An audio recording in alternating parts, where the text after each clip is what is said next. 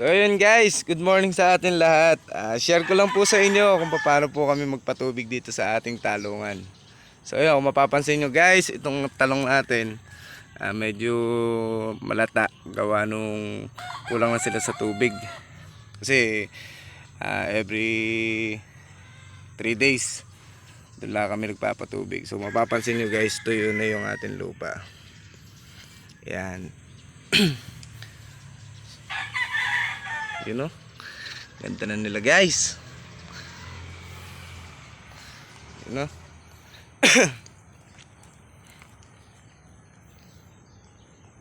Yun. Tapos pumutok na rin guys ang ating bulaklak. So ayan o, napakaganda niya guys oh. Ayan. So tatlo talaga yung ano. Ayan, guys, napakaganda na. So andyan si Chicken Joy. Hello, good morning Chicken Joy. Yun, putok na talaga bulaklak guys. Ibig sabihin niyan, bunga na yan guys. Ano, 4. So meron din tayo nakita rito, 5 sa buong bunga. Sa unang bunga niya guys, 5. So saan ko ba nakita yun? Pero 5, nakakatuwa guys kapag gaganon. Ayan, ganda na nilagay. Wow. Yun guys, mamaya pakita ko sa inyo kung paano kami magpapatubig dito. Andun yung ating pump. Ayan, kung paano ko siya pinag-aagana. Ayan. Ito yung sitawan natin guys. Oh. May 100 plus tayo dyan na sitaw. So yun, nakakit na rin sila. Ganda na rin sila guys. So yun nga pala yung pump natin guys. Oh. Ayan oh. Meron kami ritong tinayo na sa unang balong, kalahating tubo siya. Yun. Kagandahan dito guys sa amin, ginhawa yung tubig, yung source ng tubig niya. Kaya hindi na rin kami nahihirapan magpatubig. Ayan guys, pakita ko sa inyo mamaya kung paano kung ino-operate yung pump namin para masuplayan na ng tubig itong ating talungan. So yun, ganda na nila talaga guys.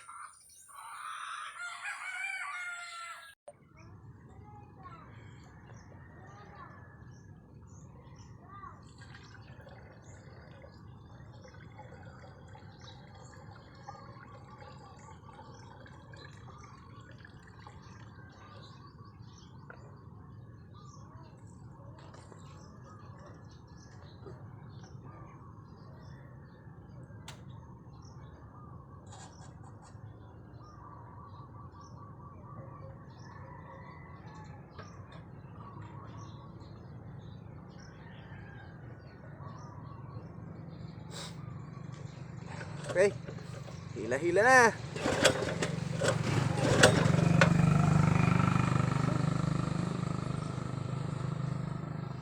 Wala pa palang gasolina.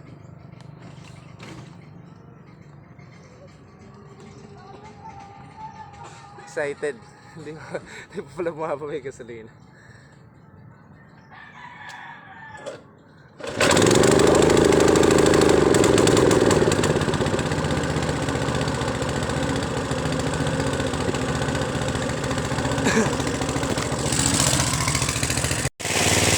So ayan guys, gumagana na ating water pump. Yun. Okay. Lakas na guys. So ayan, patungo na siya sa ating talungan. Ayos guys. Okay, sisigla na uli ang ating mga talungan. Ayan, ganyan lang kami magpatubig guys. Ayan, patungo siya dyan. Pag napuno na yan guys, diretso na rito yung tubig.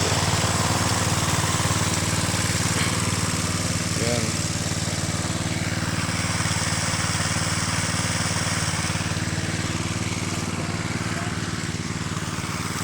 Guys, oh.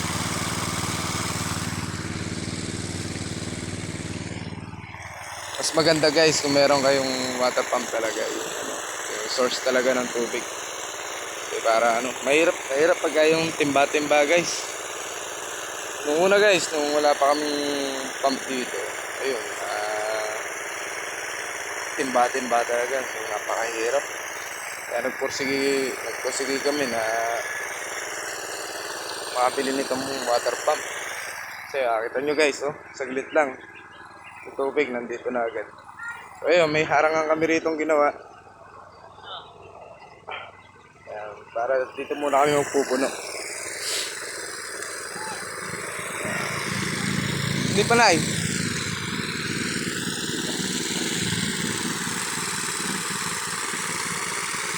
Ayan. Ayan, naantayin lang natin sila mapuno guys.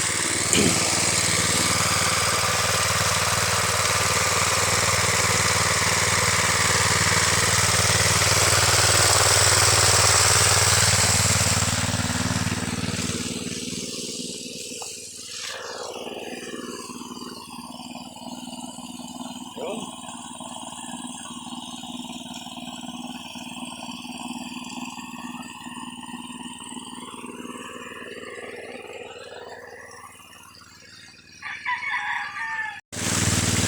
Guys, malalim na yung ating tubig.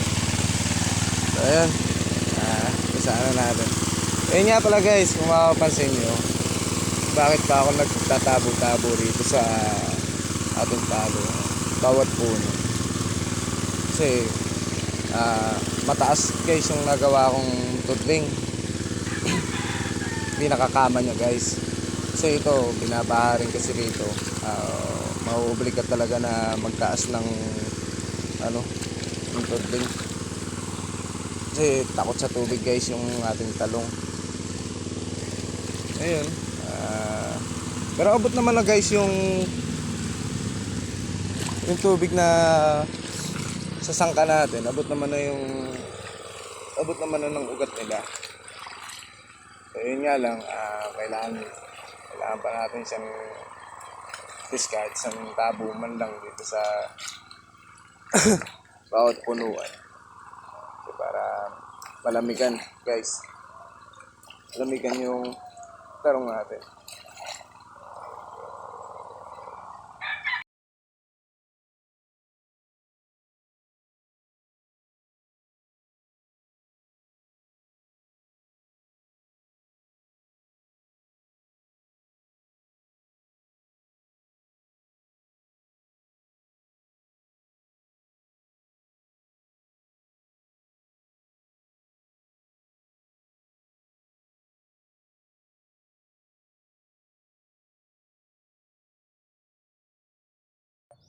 Yun guys, dagdag ko nga lang po pala, ano. Kailangan pag tuwing ikatlong araw po tayo nagdidilig sa ating mga halaman. So, kailangan po natin silang tigmakin. Ayun. Kailangan talaga basang-basa po talaga yung lupa. Ayun, para lumambot yung lupa nila, makagala yung mga ugat nila. Ayun, may pwede naman po araw-araw, kaso nga lang pagka sa timba-timba po yun. Ayun, water pump naman po ang gamit namin. So, yung source naman ng tubig, maabot naman po sa tudling natin. Ayun, may area lang na hindi po naaabot ng tubig. Ayun, tinatabo-tabo natin yung guys. Ayun lang guys. Kailangan lang palagi pong basahan lupa. Kailangan kasi habang lumalaki po kasi ang halaman natin, itong mga talong natin, palakas po sila ng palakas sa tubig. Kaya huwag po tayong magpapabaya sa tubig. Yan po guys, oh. Ganda na po nila guys. Guys, patapos na rin ako patubig. So ayun, yung mga area po kasi na to medyo mataas. Hindi po inaabot ng tubig kaya tinatyaga ko po siyang itabo-tabo. Ayan. Ayan, yung mga area naman po na naabot na ng tubig, yun. Hindi ko na po siya tinabo-tabo. Ayan. Dito lang po talaga itong area na to. Kasi tinaasan ko po yung tudling nito kasi nga gawa nga ho ng pagka nagtag-ulan, binabaha rin ho kasi rito. Kaya mas mainam po talaga kung itaas ho natin ang tudling natin. So yun nga lang, magtsatsaga lang ho talaga tayo na magtabo-tabo yung mga area na hindi naaabot ng ating tubig. Itong sangka natin. Itong sangka na to. Ayun, ganun pa man guys. Madali pa naman po ang proseso ng pagpapatubig kapag may water pump po talaga tayo. Pagka ganito na rin ho kasing karaming didiligan, mahirap na rin po kasi guys. Kaya nagpursige na rin po kami na magpagawa ng water pump. Gumawa ng... Ayun guys, hanggang dito na lang po. Maraming salamat.